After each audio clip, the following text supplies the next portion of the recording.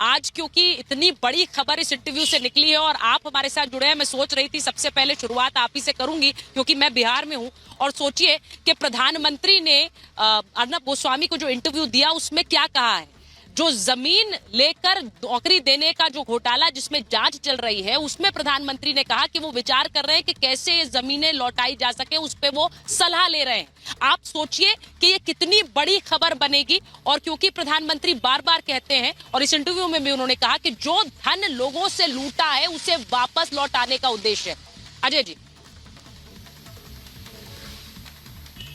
देखिए सुचरिता जी, प्रधानमंत्री ने अपनी ये इच्छा 1-2 महीने पहले ही जता दी थी कि मैं गरीबों से लूटा हुआ धन वापस गरीबों में लौटाऊंगा। मैं इसके लिए लीगल सलाह ले रहा हूं। बंगाल की एक रैली में उन्होंने खुले मंच से ये बात कही थी और अर्नब जी को उन्होंने इसके बारे में विस्तृत डिटेल में जानकारी दी कि वो कैसे करने का सोच रहे हैं। और देखिए, नज़ीर वो बनाते हैं और विश्व फॉलो करता है। किसी ने कभी सोचा था 48 करोड़ जनधन अकाउंट खुल जाएंगे? और उस जनधन अकाउंट खोलने के पीछे क्या मंशा थी कि जब जनधन अकाउंट खोलेंगे तो उसको आधार से लिंक करेंगे और उसके बाद क्या होगा, डीबीटी होगा। आज उस डीबीटी के माध्यम से 37 लाख करोड़ रुपए डायरेक्टली हमारे नागरिकों के खाते में पहुंच रहे हैं बिना एक पैसे की गड़बड़ी हुए। 1 रुपये चलता है, 100 पैसा पहुंचता है।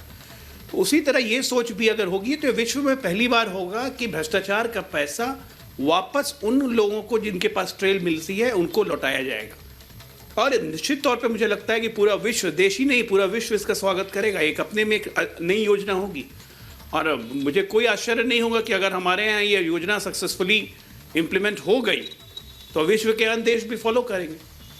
तो एक विजनरी, एक स्टेट्समैन का अपने देश के बारे में, अपने एक विजन के बारे में क्या उनका मंतव्य है, वो अर्नब जी ने बहुत अच्छे से पूछा और प्रधानमंत्री जी बहुत हद तक सफल रहे कि उन्होंने उनकी जो सोच है उसको आप लोगों तक पहुँचाएं और आज जनता भी वो सोच देख रही है। तो मुझे तो लगता है कि ये इंटरव्यू सबको देखना चाहिए क्योंकि इसमें देश के हर वर्ग के लिए कुछ ना कुछ है और सब कोई कुछ ना कुछ ग्रहण करेंगे।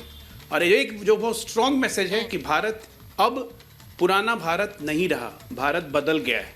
चाहे वो आंतरिक सुरक्षा हो, चाहे वो भ्रष्टाचार हो। आप ये देखिए, घमंडिया के कोई भी मंच से ये लोग एक बार भी आज तक किसी नेता के मुंह से आपने सुना कि हम लोग भ्रष्टाचार खत्म करेंगे? कोई नहीं बोलता है कि खुद सारे भ्रष्टाचारी है। नहीं तो पहले कौन नेता नहीं बोलता था भ्रष्टाचार खत्म करेंगे, भ्रष्टाचार खत्म करेंगे। लेकिन इस पूरे 2024 के चुनाव के डिस्कोर्स में अगर एक घमंडिया का भाषण आप मुझे सुना दीजिए कि हम भ्रष्टाचार खत्म करेंगे तो मैं मान जाऊंगा। कोई बोलता ही नहीं क्योंकि सब पे भ्रष्टाचार के आरोप लगे हुए हैं। आपने जो ये बात बोली है, चोरों की बारात निकली हुई है तो स्वाभाविक मुझे लगता है कि क्योंकि इस इंटरव्यू में इस बात का जिक्र किया गया, मुझे सबसे पहले इसी पर रिएक्शन नवल किशोर जी का ले लेना चाहिए। नवल किशोर जी, क्योंकि इंटरव्यू में प्रधानमंत्री ने सीधे सीधे लैंड फॉर जॉब घोटाले की बात की है, इसीलिए मैं आपके पास आ रही हूँ क्योंकि उन्होंने वो पैसा और जमीन लौटाने की बात कही। जो बात अजय जी कह रहे हैं उस पर जरा रिएक्ट करिए। वो कह रहे हैं कि कौन इंडिया गठबंधन का कौन सा ऐसा नेता है जो भ्रष्टाचार खत्म करने की बात करता है? देखिए, सबसे पहली बात तो ये है कि जिनकी राजनीतिक जमीन पिछले 10 साल में समाप्त हो गई है वो दूसरे को भरमाने और भटकाने का कोशिश कर रहे हैं। 15 साल पहले लालू जी जब रेल मंत्री थे तो पूरा विश्व में चर्चा हुआ, उसको कोई चुनौती नहीं दिया। 90,000 करोड़ का फायदा उन्होंने पहुंचाया। उस रेलवे को बेचने का और निजीकरण करने का श्रेय मोदी सरकार को जाता है। और मोदी सरकार इसके अलावा क्या काम की है, झूठ बोलने के अलावा या दुष्प्रचार करने के अलावा? जिन बातों को वो कहना चाहते हैं भ्रष्टाचार, तो सारे भ्रष्टाचारी को अपने दल में लिए हुए हैं। वो चाहे कांग्रेस का हो चाहे कोई भी दल का, जिसको एक दिन पहले भ्रष्टाचारी कहते हैं उसको बुला के उप मुख्यमंत्री बनाते हैं, वित्त मंत्री बनाते हैं। इतना तो सच है उनका झूठ कि जो भी बोलते हैं वो बिल्कुल ही झूठ और दुष्प्रचार होता है। जहां तक देखिए चुनाव का बात है, उनके पास कोई मुद्दा है नहीं। पिछले 10 साल में जो उन्होंने वादे किए हैं सारे झूठ साबित हुए हैं और सब पर उनको मिला है शून्य। अभी बोल रहे थे कि भ्रष्टाचार के खिलाफ उनका 0 टॉलरेंस है। उनका भ्रष्टाचार के खिलाफ 0 टॉलरेंस नहीं है। उन्होंने 10 साल में जो काम किए हैं उसमें उनको शून्य मिल रही है और लोग 10 साल में असेस करके यह निर्णय पे पहुंचे हैं जो उनके परेशानी का कारण है कि अब उनकी सरकार जा रही है। यही कारण है कि 400 पार की रट लगाने वाले प्रधानमंत्री अब 272 पे आ गए हैं और अब कह रहे हैं कि दूसरे का घोषणा पत्र पढ़ रहे हैं। अपने घोषणा पत्र पर वो कोई एक बात नहीं कहते हैं, दूसरे का घोषणा पत्र में को पढ़ के उसमें उल्टा सीधा मतलब निकालते हैं। सही बात ये है कि जब भी प्रधानमंत्री को कोई है तो उनको उनके आचरण पे हंसी आती है। वो केवल प्रायोजित इंटरव्यू देकर देश में एक खास तरह का माहौल बनाना चाह रहे हैं, जो कि उसके लिए भी बहुत काफी समय देर हो चुका है। उसमें कोई दम नहीं है। This is not right. नहीं, ये जो बात आप कह रहे हैं, ऐसे कहना कि ये प्रायोजित इंटरव्यूज देते हैं और ये वो, मुझे लगता है कि इस तरह की बात करने से आप लोगों को बचना चाहिए। मैं ये बोल रही हूँ कि इंटरव्यूज कौन देता है? आपके नेता ने कब आखिरी इंटरव्यू दिया था? ऐसे बहुत सारे सवाल उठेंगे, ऐसे बहुत सारे सवाल उठेंगे, और उसमें से आपके नेता तो यू टर्न भी ले लेते हैं बयानों के बाद। पहले कुछ कहते हैं फिर यू टर्न लेते हैं। मुस्लिम आरक्षण पर यही यू टर्न लिया था आपके नेता ने, तो इसमें नहीं जाते हैं। मुझे लगता है मुद्दों पर बात करते हैं, वरना बहुत सारे सवाल आपके लिए भी होंगे Naval ji. So let's not go there. और मुझे लगता है कि एक जो इंटरव्यू हुआ है जिसके बारे में पूरा देश बात कर रहा है, उनकी हेडलाइंस पर बात करिए। अगर आपको लगता है कि कोई घोटाला नहीं हुआ तो उस पर बात करिए। मैंने मंच इसीलिए आपको दिया है। मैं एक बार जरा, क्योंकि हम ईडी, सीबीआई और आईटी की भी बात कर रहे हैं, क्योंकि उस पर भी खुलकर बोले हैं प्रधानमंत्री। ये बार-बार आरोप विपक्ष का लगता है। और वारिस पठान साहब यहाँ बैठे हुए हैं, जो सबसे बड़ी खबर कल की थी कि किस तरह से एक सर्वे आया, उस सर्वे पर भी प्रधानमंत्री ने बोला है, क्योंकि उसे तो सीधे खारिज कर रहे थे। कल वारिस साहब आपके नेता के साथ थी, मैं असदुद्दीन ओवैसी साहब, और वो पूरी तरह से उस सर्वे को व्हाट्सएप सर्वे बता रहे थे, तो उस पर भी प्रधानमंत्री ने बोला है। मैं एक बार जरा वो क्लिप सुनवा देती हूँ, उसके बाद वारिस साहब आपके पास आ रही हूँ। जरा सुनवाइए कि क्या कहा है जब उन्होंने कहा कि आबादी किसकी घट रही है, किसकी बढ़ रही है। उन्होंने कहा वो इंपॉर्टेंट नहीं है। क्या कहा, जरा सुनिए।